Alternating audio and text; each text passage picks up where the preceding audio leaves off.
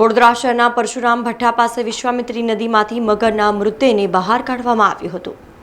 વડોદરા શહેરના મધ્યમાંથી પસાર થતી વિશ્વામિત્રી નદીના પરશુરામ ભઠ્ઠા પાસે નદીમાં મૃત હાલતમાં મગર જોવા મળ્યો હતો, જેની જાણ જીવપ્રેમી સંસ્થા વાઇલ્ડલાઇફ રેસ્ક્યુ ટ્રસ્ટના સ્વયંસેવકોને કરવામાં આવતા તેઓ સ્થળ પર દોડી આવ્યા હતા, જ્યાં ભારે જહેમત બાદ મૃત મગરને બહાર કાઢવામાં આવ્યો હતો।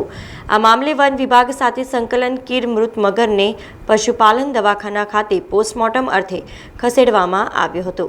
હાલ પોસ્ટમોર્ટમ રિપોર્ટ આવ્યા બાદ ખબર પડશે કે કયા કારણસર મગરનું મૃત્યુ નીપજ્યું છે।